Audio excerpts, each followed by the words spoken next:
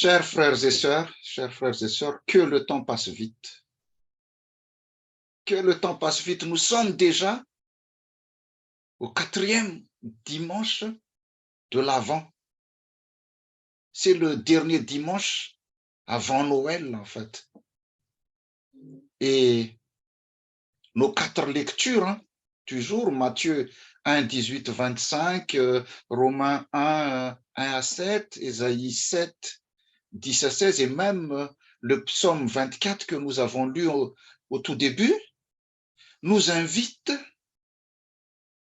à nous centrer sur la figure du Messie, fils de David. Le prophète Ésaïe annonce la Vierge sera enceinte, elle mettra au monde un fils et l'appellera Emmanuel. Indro anananaka ny Virgina ka hiteraka zazalahy ny anarany ataony hoe Emmanuela.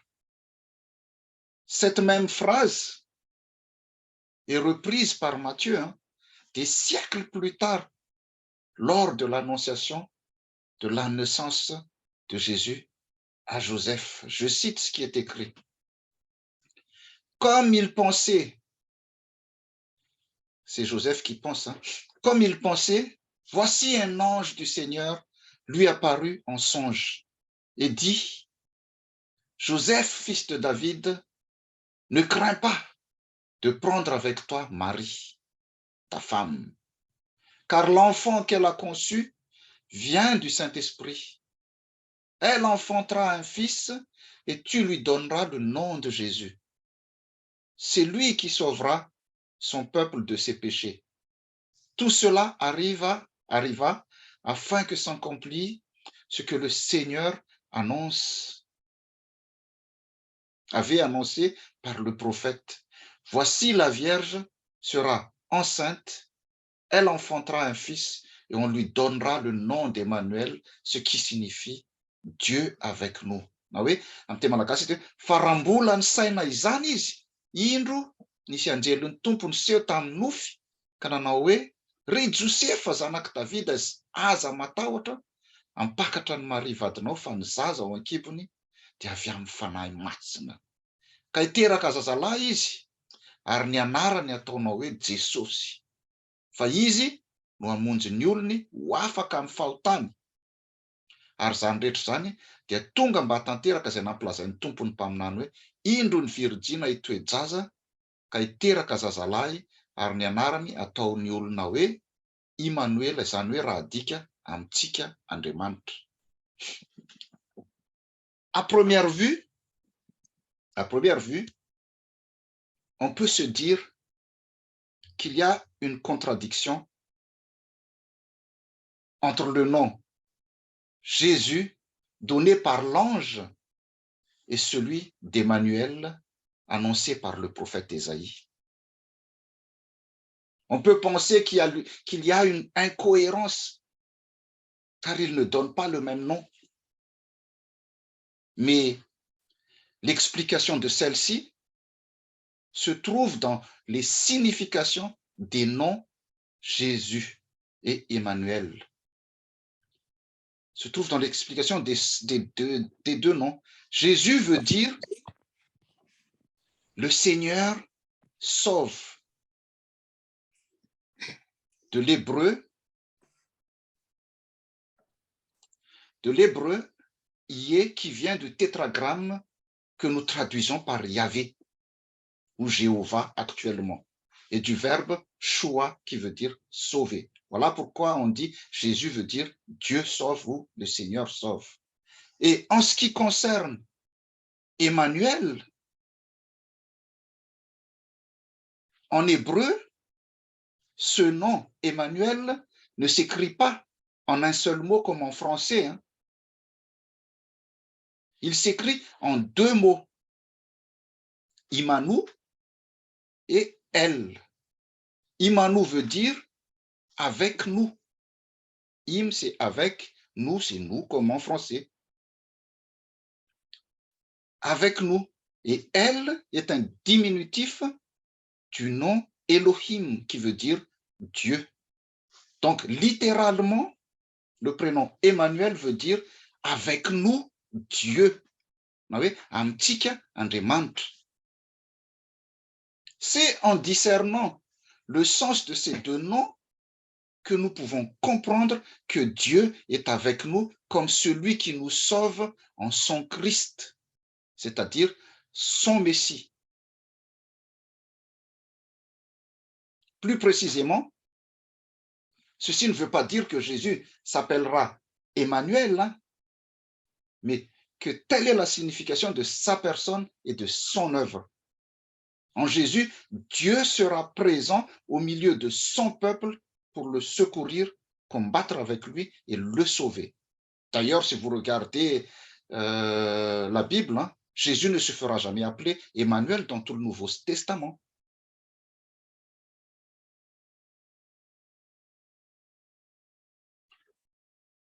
S'il est facile de percevoir le lien entre le livre d'Ésaïe et l'évangile de Matthieu, il est plus difficile de percevoir le lien entre ces deux textes et l'épître aux Romains que nous avons lu. En fait, dans son épître aux Romains que nous avons lu tout à l'heure, Paul insiste encore sur cette messianité de Jésus.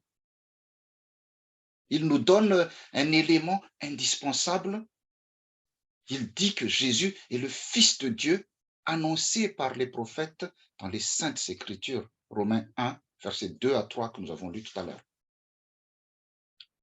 Et il cite même, si vous regardez bien, en fait, pas si vous regardez, mais il cite même différemment Jésus.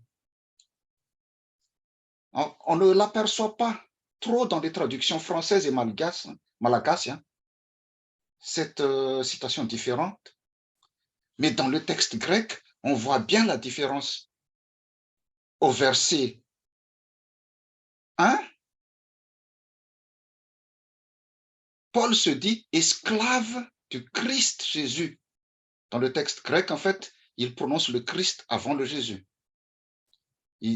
En grec, il dit Paulos doulos Christou Iesu.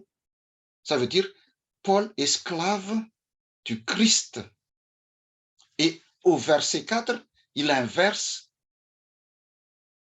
l'ordre de l'ordre, en fait. Il dit Jésus-Christ, notre Seigneur. Oui, Jésus Christou, tout curieux et mon. En fait, pourquoi il a fait cela? En fait, parce que Paul veut vraiment appuyer le fait que Jésus est Messie. Car la traduction Jésus-Christ, Jesus Christi, Jésus Christou, peut être compris comme un nom propre. Alors que Christou, Jésus, Christ Jésus, veut dire que Jésus est vraiment le Messie issu de la lignée de David. Il a un Messie, Jésus, Yeshua, Dieu sauve. Jéhovah mpamonjy tonga hamonjy ny olona ho afaka amin'ny fahotany. Et voilà, elle est là la bonne nouvelle pour nous. L'annonce de la naissance de Jésus est une annonce qui nous appelle à accepter que Dieu puisse nous surprendre de manière inexplicable. Dieu peut nous surprendre de manière inexplicable. Si nous regardons bien notre texte de Matthieu 1, 18, 25, nous apercevons que le récit commence par une situation bloquée. Le récit commence par une situation bloquée. Marie est enceinte et son fiancé Joseph projette de la répudier secrètement. Quelle triste situation, n'est-ce pas? Mais cette décision, et cette décision de Joseph, s'il le met à l'application, cette décision peut même être très catastrophique et désastreuse pour Marie, car être enceinte d'une autre personne que son époux, ou sans être mariée, à l'époque est puni de mort par lapidation. Mais tout va se nouer dans une intervention divine. Joseph n'a pas réagi. Ce qui est bien dans cette histoire aussi, c'est que Joseph n'a pas réagi ni pris une décision sous la colère, ni l'émotion ou autre. Hein. Il a pris le temps de penser, de réfléchir. Le texte dit, comme il y pensait, ramboulane saina izy. Sy tonga zany de nety-po fotsiny Josefa de voilà, sarahako anao fa tsy mety zany. Le texte dit, comme il y pensait, c'est-à-dire qu'il réfléchit pour être sûr de ne pas se tromper. Et c'est pendant ce moment de réflexion que l'ange lui apparut et lui dit, ne crains pas.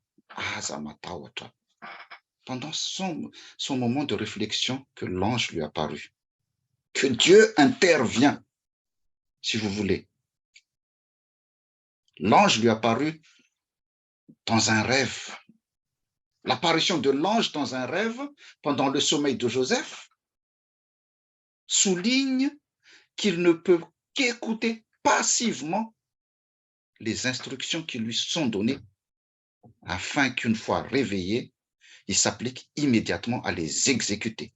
Tsy misy adievitra, tsy misy adivarotra, tsy mila fanazavana ohatran'ny fanaontsika ankehitriny. Raha tsy tao anatin'ny nofo io no nambara tamin'i Josefa, mety ny adivarotra be izy, tsy mety, tsy manaky an'izany ahako. Tsy misy adivarotra, tsy misy adievitra, tsy mila fanazavana. Joseph s'est exécuté. Il s'est concentré sur sa mission et il a fait confiance à la parole de Dieu annoncée par l'ange. Il se fichait de ce que peuvent dire les autres. Hein. Les autres personnes autour de lui auraient pu dire peut-être tsy zanany akory hoe tsy manaky an'izany aho hoe koratsy adala hoe. S'il a écouté autour de lui, il aurait pu être influencé. Tsy haiko asa angamba ny io koa ve no nahatonga antsika malagasy teny hoe ianao ty tena zefa mihitsy ohatra. Sika malagasy moa dia tezitra mihitsy rehefa atao an'izany hoe zefa zany. Pour nous, ce terme a une connotation naïve. Fa zao, tsy ry havana, tsy naïf akory Josefa, fa lehilahy marina sady mahitsy no matoky an'Andriamanitra. En obéissant, Joseph est devenu un instrument entre les mains de Dieu pour l'accomplissement de son plan de salut. Pourquoi? Parce que notre texte dit que Joseph est fils de David. Donc, l'acceptation de Joseph insère Jésus dans la lignée de David. Il a fait de Jésus un fils de David. La prophétie est donc accomplie, car le Messie doit être de la lignée de David. Si Joseph n'avait pas obéi à la parole de Dieu que l'ange lui a rapportée, Jésus aurait été un fils illégitime et il n'aurait pas été reconnu comme Christ, comme Messie. Voilà.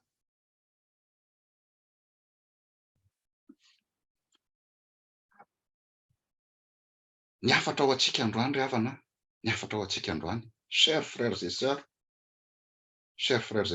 quelle que soit notre situation bloquée, sachant que Dieu peut intervenir et changer cela. Ayons confiance en lui. C'est ça la foi, avoir confiance en.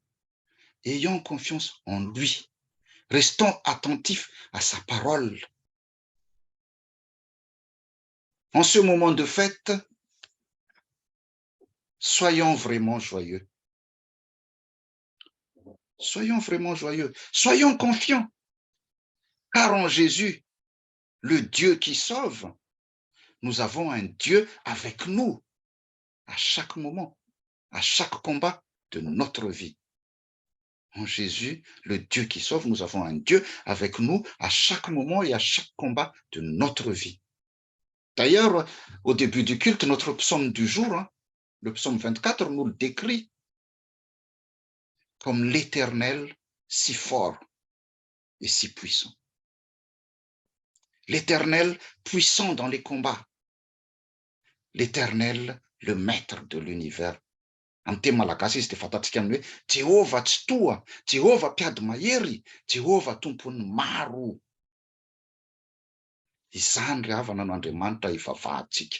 Izany no Andriamanitra ivavahantsika raha lasana bavin'ny tompo ka mahereza sy mifalia eo am-piandrasana ny fahatongavany ilay Messie.